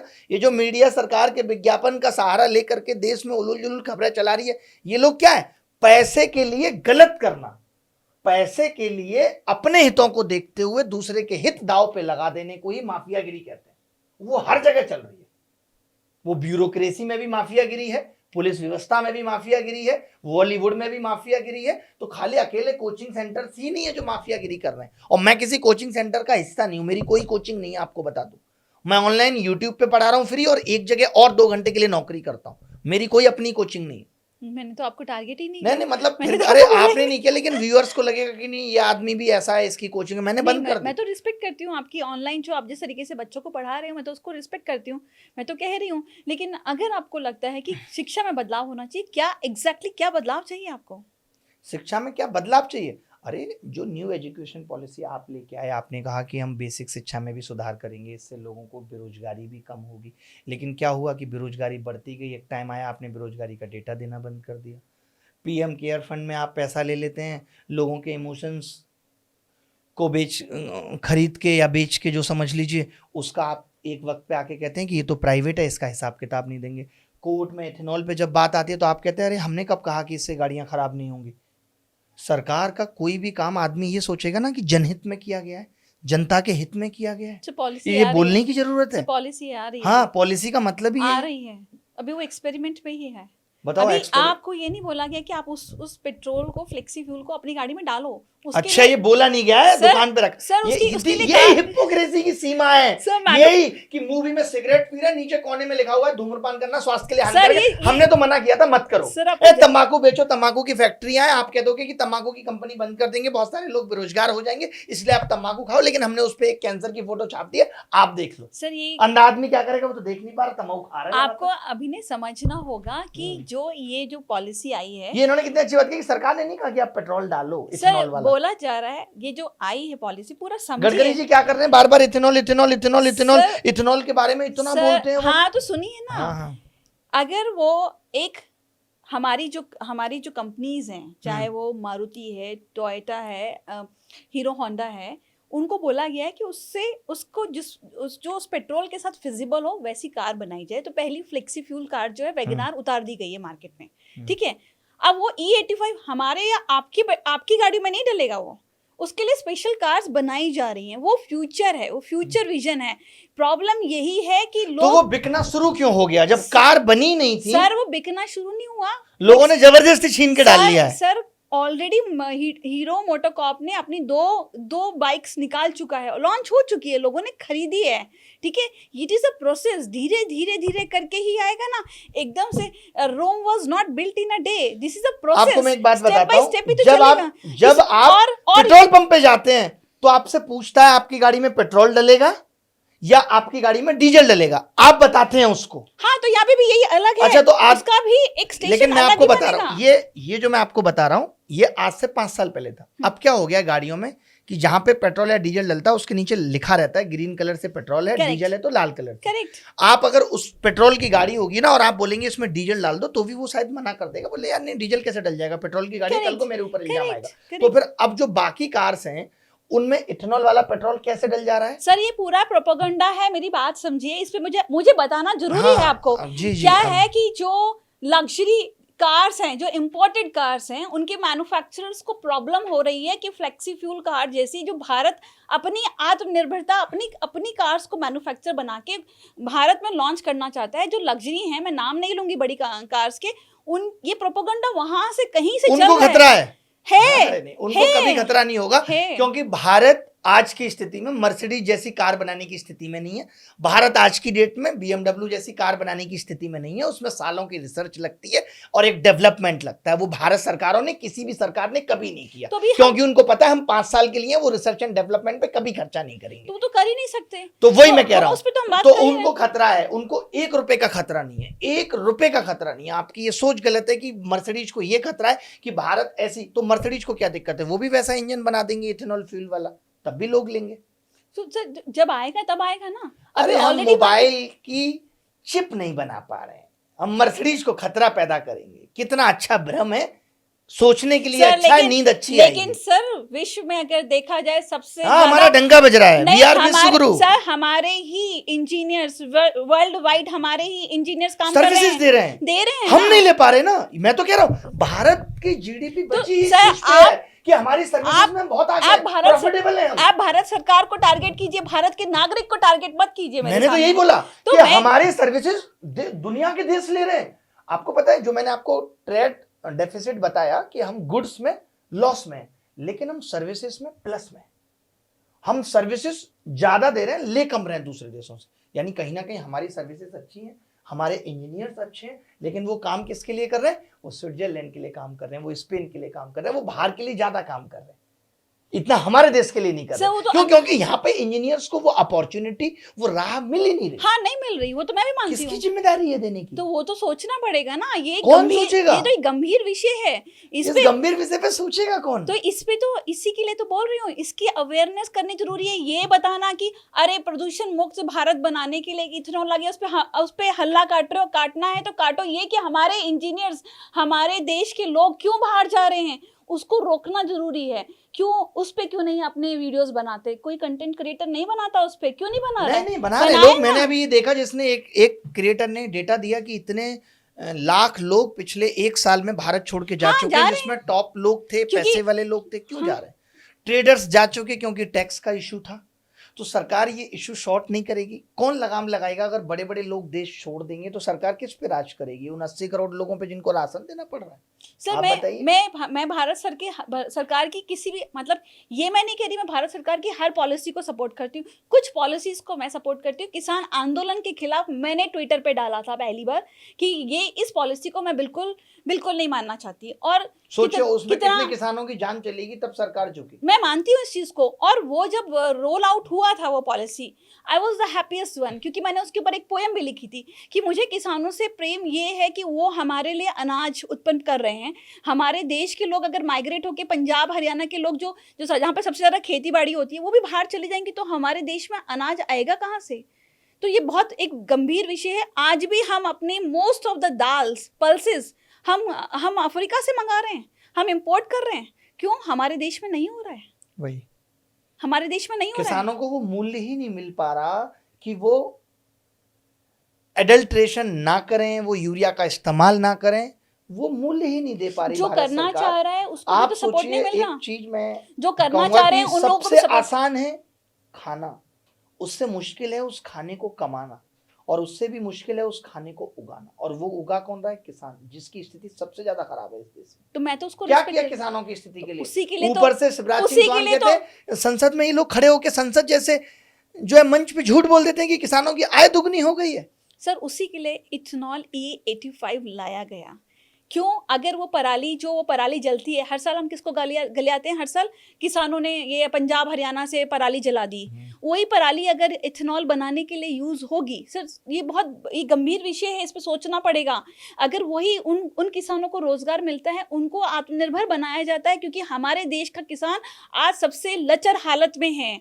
उसके पास पैसे नहीं है ढंग से खाने के लिए। वो किसान को कुछ नहीं होगा, उसमें फायदा सबसे ज्यादा गड़खड़ी के लड़कों का ही होगा। मैं आपको बता दूं, किसानों को नहीं मूल्य मिलेगा। हमने बहुत देखे हैं। बैठेंगे आपके साथ 3 साल बाद और पूछेंगे कि कितने किसान अमीर हो गए हैं, उससे बात करेंगे। उस पर मुझे बिल्कुल भरोसा नहीं है। और वो भरोसा इसलिए नहीं क्योंकि इन लोगों ने भरोसा पिछले 10 साल 12 साल में भयंकर रूप से तोड़ा है, हर मोड़ पे तोड़ा है। मैं आपसे फिर बोलूंगी, रिसर्च इस वाले इथेनॉल मैटर पे मैं जरूर करूंगा, आप रिसर्च करिए और मैं स्पेशल वीडियो बनाऊंगा और आप मेरा उसमें जिक्र करेंगे। बिल्कुल, कि आपने मेरी आंखें खोली थी। आपको 10 बड़ी कंपनीज के नाम दे सकती हूँ। RTI लगाइए अगर आपको यकीन नहीं है। आप किसी पे एलिगेशन लगा दें, क्योंकि एक सोशल मीडिया पे बात चल रही है। लेकिन और फिर भी आप समझिए कि जो मंत्री रोड से जुड़ा हुआ है, रोड उसके नहीं, लड़के ये बिजनेस में नहीं आएंगे क्योंकि यहाँ बायसनेस दिखेगी। सर नहीं ये है, नहीं होना चाहिए। सर नहीं है उनका उतना ऐसे ज्यादा मुझे मतलब नहीं है उतना। अच्छा है ही नहीं उनका, उसमें नहीं है। जो चीजें नहीं है उस पे बात करके फायदा नहीं है। चलिए अच्छी बात है। अगर नहीं है तो मुझे तो अभी पता चला कि उनके लड़के इस धंधे में नहीं है। सर धंधे, उनका इथेनॉल का बिजनेस है, लेकिन उनका इसमें डायरेक्ट उतना इन्वॉल्वमेंट नहीं है। आप देखेंगे एक भारत सरकार की पॉलिसी बनी है, ठीक है, आपको टेंडरिंग प्रोसेस चलता है। टेंडरिंग भारत सरकार, अरे टेंडरिंग प्रोसेस का मुझे मत बताइए। टेंडरिंग में तो 1 रुपए में जमीन अडानी को मिल जाती है। आज सारे टेंडर अडानी को मिल जाते हैं। टर्म एंड कंडीशंस में भी कुछ चेंज करना हो तो वो भी आसानी से चेंज करके सरकारें अपने हिसाब से जिसको चाहती है उसको टेंडर दे देती है। हमने देखा। तो आप भी समझिए इस बात को कि क्या कोई भी व्यक्ति एक ही व्यक्ति को फायदा देगा? सोचिए जरा, सोचिए। दे रहे हैं एक ही व्यक्ति को, अडानी को ही फायदा मिल रहा है, अडानी को ही फायदा मिल रहा है, वहां मिल रहा होगा। आप बार-बार आप बताइए, जो आदमी ये कहता है कि हम प्रदूषण बचाने के लिए इथेनॉल ला रहे हैं, और वो आदमी जो ये कहता है कि एक पेड़ मां के नाम पे, वो लाखों पेड़ कटवा देते हैं। खूब रिपोर्ट्स आपने पढ़ी होगी, जिम कॉर्बेट में भी कितने पेड़ कटे, और अभी फिर अडानी साहब को ठेका मिला है कितने पेड़ कट रहे हैं। और so there is a conflict, हाँ। There is again a conflict. आप बात कर रहे हैं, जो भी आप जिनका नाम ले रहे हैं, अडानी का नाम ले रहे हैं, ठीक है, आपको मैं उस विषय में कोई बात नहीं करूंगी, क्योंकि सर वो तो जग जाहिर है, दुनिया यूएस में हमारा जो मैटर चल रहा है वो भी सबको मालूम ही है इस वक्त, बिल्कुल। उस पर बात करके फायदा नहीं है। सच्चाई सामने आई जाएगी। लेकिन जिस चीज़ को मैं आपको बता रही हूँ कि जब आपका टेंडरिंग प्रोसेस होता है इथेनॉल के लिए, आप आरटीआई लगाइए। मैं आपको बोल रही हूँ आरटीआई लगाइए, क्योंकि मैंने किया होगा ये सब काम, मेरे बिना रिसर्च के नहीं। वहाँ पे 10 अलग कंपनीज के नाम आए जिसमें उस कंपनी का नाम नहीं था, जिसको आप बार धंधा बार बड़ा है, 10 को मिल गया होगा, मैं तो मान रहा हूँ। जिसका नाम आप बार बार कह रहे हैं उसमें कहीं भी उनका नाम नहीं है। आप चेक कीजिए चलिए ठीक है, मैं विदाउट चेक रिसर्च। करूंगा। मैं आपको ये रिक्वेस्ट करूंगी, ऑन रिकॉर्ड ऑन कैमरा बोल रही हूँ। मुझे ऐसा आप नहीं लगता, अगर इतने सारे लोगों ने वीडियो बनाए हैं और इतने सर ये सॉलिड इन्फ्लुएंसर्स ने भी बनाए हैं और नाम नहीं सर है। मैं आपको एक और इन्फ्लुएंसर का नाम लेती हूँ, चलिए आप बताती हूँ। मुकेश मोहन करके हाँ, एक हाँ। इन्फ्लुएंसर है, उसने वीडियो बनाया। वो कहता है उससे ज्यादा गंवार मैंने कभी आज तक नहीं देखा। वो कहता है भाइयों बहनों, मतलब वो बोलता है पेट्रोलियम मिनिस्ट्री से मुझे कॉल आ गया, ठीक है, मुझे लेटर आया। वो बार बार दिखाता है पेट्रोलियम मिनिस्ट्री से मुझे 1.5 लाख या जो 1,35,000 कुछ भी ऑफर किया था प्लस जीएसटी। वो बार बार पेट्रोलियम मिनिस्ट्री का एक लेटर दिखा रहा है और कह रहा है कि मुझे नितिन गडकरी ने भेजा है प्रपोजल। आप बताइए पेट्रोलियम मिनिस्टर कौन है? हरदीप पुरी जी। ठीक है, आप मानते हैं उसकी बात में कितना फैक्ट है? हाँ, तो अभी सच्चाई डिफेमेशन है। हुआ है, वो कोर्ट डिसाइड करेगा उसको सच्चाई है। कि कितना गलत है। मैं अकेले एक इन्फ्लुएंसर की बात नहीं अब कर रहा आते हूँ। हैं ध्रुव राठी बोलते हैं, अब आते हैं उनके ऊपर डिफॉर्मेशन की बात करते हैं। उन्होंने कहा डिफॉर्मेशन केस मेरे ऊपर, मैं तो बहुत गरीब आदमी हूँ, मुझे टारगेट कर दिया नितिन गडकरी ने। सर मैं चैलेंज करती हूँ वो दिखाए कि नितिन गडकरी ने उसके खिलाफ कौन सी डिफॉर्मेशन केस फाइल किया है। अच्छा, डिफेमेशन भी नहीं किया आप कह रही हैं? पता नहीं, तो मैं सर पूछूंगा, अब तो मैं जानता बताती नहीं हूँ, इनको। अब मैं बताती हूँ आपको। एक केस फाइल हुआ है, वो शिशिर करके है, नागपुर में एक लड़का है, उसने केस फाइल किया, उसमें एफआईआर हुई है। केस नहीं हुआ, एफआईआर हुई है मुकेश मोहन के खिलाफ। वो जो इतना चिल्लाता है ना, ये तो मुझे समझ नहीं आ रहा गडकरी फैमिली कर क्या रही है। उनको तो एक स्टैंड लेके बता देना चाहिए, प्रेस कॉन्फ्रेंस कर देनी चाहिए। क्यों नहीं बता रहे? बिल्कुल सही बात है, ठीक क्लियर है, कर देना चाहिए। आएगा सच भी सामने आएगा, बहुत जल्दी आएगा। ठीक है, तो ये बहुत सारी आपकी चीज अगर लिंक है गडकरी जी को तो बताइए कि आपके बारे में अफवाह फैल रही है, आप इसको क्लियर करिए। धीरे धीरे सब होगा ना, सब हम होगा। पे तो आरोप लगता है, कोई हमें तो गलत मैसेज भी कर देता है, गालियां भी लिख के भेज देता है, हम उसको रिप्लाई करके बोलते हैं कि आपने हमें गलत समझा सही जी, है। सब आप बताइए, आपको ये हमारी जिम्मेदारी बनती है कि अगर हमें सुनने वाला सर, कोई भी अगर हमारे खिलाफ गलत सोच रहा है, उसको ये लग रहा है, बहुत सारे लोगों को लगता है अच्छा आप तो इस पार्टी के लिए काम करते हो, तो हमारा फर्ज है कि हम क्लियर करते हैं। हाँ, तो हम उसको अपने 4-5 वीडियो भेजते हैं कि देखो हमने इनके खिलाफ भी आवाज उठाई है। तो मैं ये चैलेंज अभी बोल रही हूँ कि मुझे मुकेश मोहन वो एफआईआर दिखाए या वो डिफॉर्मेशन केस दिखाए जहां पे नितिन गडकरी ने उसके खिलाफ एक केस किया है। बिना पढ़े लिखे ये लोग जो जाके सोशल मीडिया पे उछालते हैं आपको पता बातें। है कि चाइना में ये रूल आया है कि आप हेल्थ के बारे में तभी बता सकते हैं जब आप उसके एक्सपर्ट यस, इन्फ्लुएंस नहीं कर सकते। यस, तो ये इंडिया में रूल- लाने की जरूरत है ये है, कब लेके आएंगे हम? सर ये बात तो मैं इस बात से तो मैं भी इस बात की फेवर में तो मैं भी हूँ। आईटी एक्ट बनना चाहिए। ऐसे अनपढ़ इन्फ्लुएंसर्स बन के जो व्यूवरशिप ले रहे हैं और झूठ फैला रहे हैं, और झूठ की सोचिए, दुकान सरकार चला उन्हीं रहे हैं। लोगों को प्रमोशन करने के लिए, अपनी नीतियों का प्रचार करने के लिए दे रही है। अभी राघव चड्ढा ने ऐसे तमाम इन्फ्लुएंसर्स के साथ मीटिंग की है पंजाब चुनाव को लेकर के। आप कह रही हैं उन्हीं के खिलाफ आईटी एक्ट ले आइए, कैसे पॉसिबल होगा? सरकार तो खुद ही उन्हीं सर लाना तो influencer पड़ेगा। आपने देखा सर, ऐसे इन्फ्लुएंसर्स को मोदी जी ने कितने इनाम दिए हैं, सर और हम जैसे लोग शिक्षकों ताकते को रह नहीं गए। मिला, नहीं आपका मिला। ये कहना है। तो आशुतोष शर्मा जी हैं और साइंस के प्रोफेसर हैं, उनको पद्मश्री मिला है recently। पद्मश्री की बात नहीं कर रहा हूँ, जो मोदी जी अपने मन के अवार्ड देते हैं, जैसे उनको मिलते हैं अभी कंटेंट क्रिएटर वाले, कंटेंट क्रिएटर वाले उसमें नहीं मिले। सर ये चीज के लिए तो आप अपना लेटर लिखिए ना, आपको कहना नहीं, चाहिए, मुझे नहीं बस चाहिए। कहना चाहिए, क्यों नहीं? नहीं, कहिए मैंने ना। तो कहा है, बहुत बार कहा है। सर आप उनकी वाहवाही नहीं कर रहे ना। अच्छा, तो ये वही आप खुद ही आपने मान लिया कि अगर आप वाई वाई नहीं करोगे, आपने कितना भी अच्छा काम किया हो, तो आपको कोई नहीं, अवार्ड नहीं आप मिलेगा। काम करिए, लेकिन आप अगर उनके साथ साथ में वाई वाई भी करिए। सर- आप गलत हो तो सर- भी ये बताइए, पेपर लीक को भी जस्टिफाई करिए, सर मैं महंगाई को पेपर भी लीक के जस्टिफाई बारे करिए। में मैं बिल्कुल उसके अगेंस्ट हूँ। जो लीक हुआ उसमें बहुत बच्चों ने अपनी आत्महत्या की है, मैं उसके अगेंस्ट हूँ।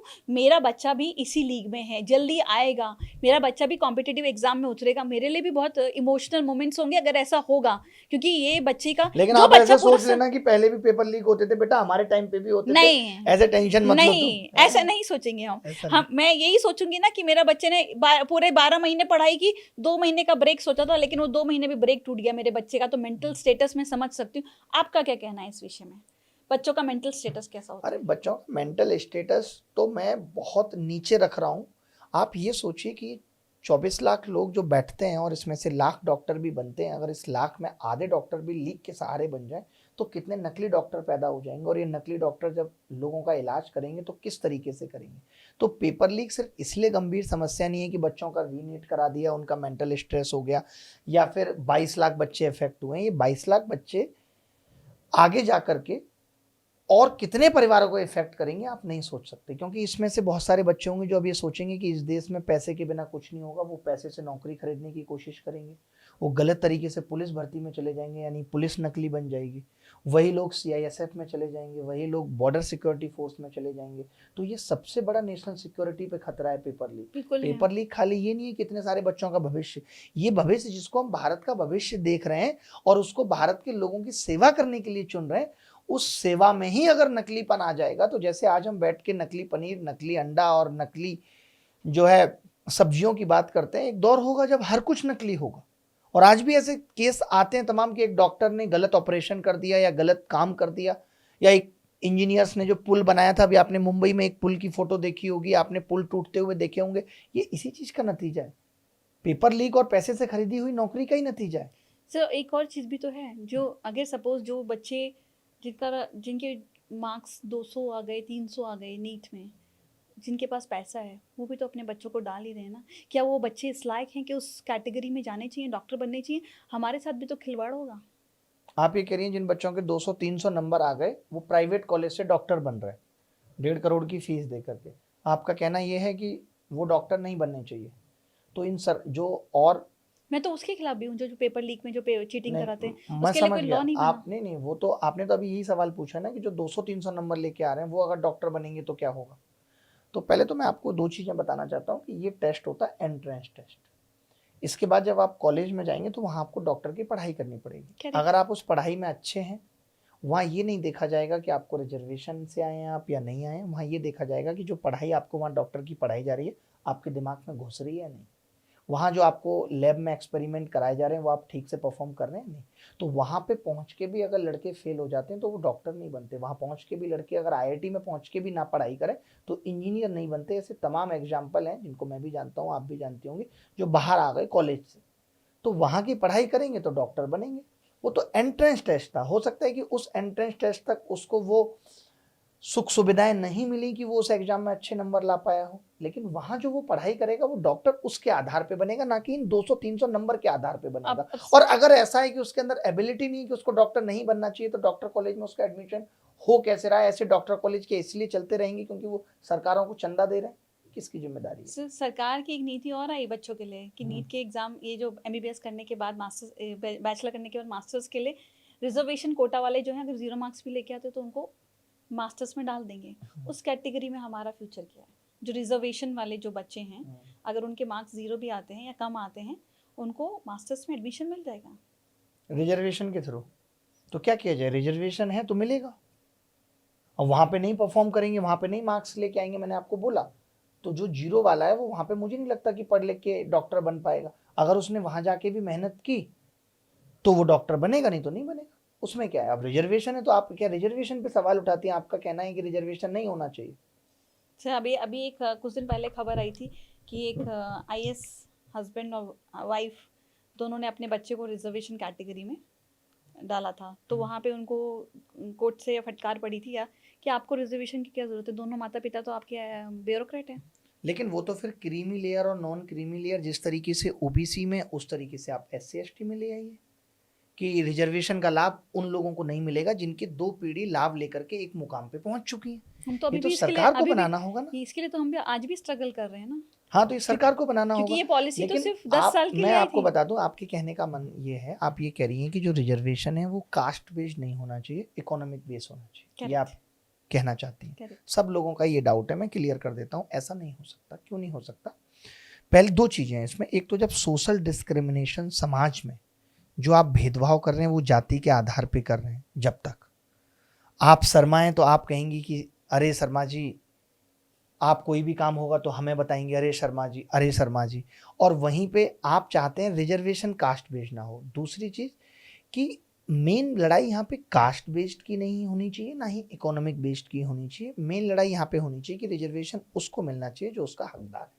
मेन बात ये है करेक्ट। कि भाई अगर कोई ऐसी कैटेगरी का बंदा भी है जिसके 2 परिवार एक मुकाम पे आ चुके हैं रिजर्वेशन लेके, माता पिता आईएएस हैं या कुछ भी है, तो अब उसको रिजर्वेशन नहीं मिलना चाहिए। क्योंकि रिजर्वेशन तो था ही इसलिए कि हम उसको इक्वल लेवल पे लेके आएंगे। जब वो ऑलरेडी इक्वल लेवल पे लेके आ गए तो या तो वो खुद नैतिकता के आधार पर रिजर्वेशन छोड़ें, लेकिन ऐसा बहुत कम लोग करते हैं, तो सरकार की जिम्मेदारी है कि वो रिजर्वेशन छोड़वाए। अब इसमें प्रॉब्लम क्या है कि हम कहने के लिए डिजिटल इंडिया है, बट आज भी मैं आपको बता दूं, अभी सिविल सर्विसेज के रिजल्ट में 104 लोग ऐसे हैं जो ईडब्ल्यूएस कैटेगरी से सेलेक्ट हुए। पिछले 4 साल में अगर आप सोशली एक्टिव रहती हैं तो आपने देखा होगा तमाम ऐसे लोग जो ऑलरेडी आईएएस में सेलेक्ट होके गए उन पे उंगलियां उठ रही हैं कि उन्होंने ईडब्ल्यूएस का गलत इस्तेमाल किया। करेक्ट। वो एमएनसी में जॉब कर रहे थे, उसके बावजूद भी उन्होंने अपने आप को इकोनॉमिक वीकर सेक्शन में Correct. रखा। तो सरकार के पास इस चीज को फिल्टर करने की व्यवस्था क्यों नहीं है? काहे का डिजिटल इंडिया? अगर आप ये नहीं पकड़ पा रहे कि एक अमीर आदमी भी आपके यहाँ ईडब्ल्यूएस का सर्टिफिकेट बनवा ले रहा है, कौन जिम्मेदार है? और लाभ भी ले रहा है, तो इस बात की क्या गारंटी है कि अगर मैं रिजर्वेशन हटा करके इकोनॉमिक वीकर सेक्शन लगा दूं तो पता चल रहा है कि सारे जनरल वाले ही इकोनॉमिक वीकर सेक्शन वाला सर्टिफिकेट बनवा के लाभ ले रहे, बाकी जातियां तो पीछे रह गई बेचारी। हम उनको बराबर लाने की कोशिश कर रहे थे, वो और पीछे चली गई। तो इस बात की क्या गारंटी है कि वहां करप्शन नहीं हो रहा? तो पहले सरकार अपना सिस्टम इतना दुरुस्त कर ले, उसमें इतनी ट्रांसपेरेंसी ले आए कि कोई भी इकोनॉमिक वीकर सेक्शन सर्टिफिकेट नकली नहीं होगा। तो कर दीजिए इकोनॉमिक आधार पे रिजर्वेशन, तब नहीं है हमें दिक्कत। बात तो ये है ना कि वहां पैसे देके कोई ईडब्ल्यूएस का सर्टिफिकेट बनवा ले रहा है, जांच पड़ताल ही नहीं हो रही कि उसके पिताजी के नाम पे क्या है, माताजी के नाम पे क्या है, या ताऊ जी के नाम पे क्या, अच्छे परिवार से है, लेकिन उसने ईडब्ल्यूएस का सर्टिफिकेट बनवा लिया और लाभ ले लिया। वो तो दूसरे का हक मार रहा है ना। तो दिक्कत यहाँ है। एजुकेशन सिस्टम में क्या बदलाव चाहते हैं आप? एजुकेशन सिस्टम में बहुत सारे बदलाव होने की जरूरत है। जो स्कूल माफिया चल रहे हैं, सरकार को अपने बेसिक एजुकेशन सिस्टम को और मजबूत करने की जरूरत है। जिस तरीके से सरकार अभी मंदिरों को सरकारी बना रही है, आप देख रही होंगी बहुत सारे मंदिर जो पहले से प्राइवेट थे अब सरकार उन्हें अपने कब्जे में ले रही है। इसी तरीके से मुझे लगता है कि सरकार को बहुत सारे प्राइवेट स्कूलों को भी अपने कब्जे में लेने की जरूरत है और सरकारी स्कूलों की स्थिति सुधारने की जरूरत है, ना कि उन्हें बंद करने की। तो जब सरकार अगर इस एजुकेशन सिस्टम पे काम करेगी तो फिर हमें किसी चीज़ की चिंता नहीं है। फिर हम कभी नहीं बोलेंगे हमारे भारतीयों में सिविक सेंस नहीं है, हमारे भारतीयों को समझ नहीं है वोट कहाँ डालना है। उनको सब समझ आ जाएगी, जरूरत ही नहीं पड़ेगी आपको उनको राशन देने की, आप उन्हें शिक्षित बनाइए। 2 चीज़ों पे सरकार को सबसे ज़्यादा काम करने की ज़रूरत है। एक, जो खराब अस्पतालों की स्थिति है, बहुत खराब है, चाहे वो सरकारी हो, प्राइवेट में लूट जारी है। सरकारी तक पहुंच के लोग लाइन में लगे रहते हैं और इलाज नहीं मिलता। इलाज एक ऐसी चीज़ है जो सही वक्त पे मिलना जरूरी है। मानती हैं कि नहीं? बिल्कुल मानती हूँ। लेकिन आज हम इतने हॉस्पिटल नहीं बना पाए। आज भी आप सुनती होंगी कि उड़ीसा में बैठा हुआ आपका कोई रिश्तेदार है, ये पूछता है यार एम्स में कोई जुगाड़ है, उसको आज भी दिल्ली दिखती है, आज भी एम्स दिखता है उड़ीसा में, झारखंड में बैठे रहने के बावजूद। तो ये हमारी सरकारों के लिए चिंता का और शर्मनाक विषय है कि आज भी हर राज्य में दिल्ली जैसा एम्स नहीं बन पाया है। तो ये सब चीज़ों पे सरकार को ध्यान देने की जरूरत है। बाकी बहुत मजा आया आपसे बात करके, और माफ़ी अगर आपको मेरी कोई बात खराब लगी हो तो। बाकी हमारा काम यही है कि हम शिक्षक हैं और हम सरकार की नीतियों पे सवाल करते रहेंगे और हम सरकार को लाइन पे लाके रहेंगे। हम देश की राजनीति बदलेंगे, देश बदलेंगे। सर, सवाल करना अच्छी बात है, आंदोलन करना भी अच्छी बात है, लेकिन सरकार को भी बोलिए कि आंदोलन कर रहे हैं लोगों की बात सुनना उससे भी अच्छी बात है। सरकार उनसे समझे। सर आप ऐसे बयान ना आए नितिन नवीन जी जैसे कि इन कॉकरोचों को सबक सिखाने की जरूरत है, इन वायरस को सबक सिखाने की जरूरत है, बल्कि ये आए कि जो कॉकरोच जनता पार्टी ने हमें एक मैसेज दिया है वो हमने मान लिया। सर, दो द मैटर इज, मैं हमेशा, लोग मुझे पूछते हैं कि आप कॉकरोच जनता पार्टी को सपोर्ट करते हो। मैंने कहा मैं क्यों किसी पार्टी को सपोर्ट करूँ? आप ऐसा पूछ भी कैसे सकते हो मुझसे कि आप बीजेपी को सपोर्ट करते हो, आप कांग्रेस को करते हो? मैं केवल मुद्दों को सपोर्ट करता हूँ। अगर आज आम आदमी पार्टी किसी मुद्दे पे सरकार को कुछ कहती है और वो मुद्दा जेन्युइन है तो मैं उस मुद्दे के साथ हूँ। अगर राहुल गांधी किसी मुद्दे पे सरकार से सवाल करते हैं और वो मुद्दा देश के हित में है तो मैं उस मुद्दे पे मैं भी सरकार के देश के साथ हित के लिए ही बात कर रही हूँ। मैं भी आपसे जितनी बातें की ना, मैं देश हित के लिए, सही बात है। सर, आपने यहाँ हमें बुला के इतना सम्मान दिया, प्यार दिया, आप चाहती हैं कि लोगों तक ये बातें पहुंचे कि उनके साथ गलत हो रहा है। सर, दो द मैटर इज सब जुडिस, माय लास्ट क्वेश्चन इज, आपको मीडिया से नफरत तो नहीं हुई? नहीं, मीडिया वाले लोग अच्छे हैं, सही काम कर रहे हैं। 2 करोड़ से 2 करोड़ तक का डिफॉर्मेशन आपके ऊपर कोई नहीं, सुधार देंगे उनको भी। हमारा तो काम ही यही है। 1-2 बार आवाज और उठा देंगे साल में 2-4 बार, और 1-2 मुकदमे ले लेंगे, लेकिन मीडिया को समझ में आ जाएगा कि नहीं, सही मुद्दे पे बात करना जरूरी है। बाकी ऐसे किसी चीज़ से डर नहीं लगता साहब। थैंक यू अभिनय जी, आपसे Thank बात you. करके बहुत मजा आया। Thank you so very much. Much.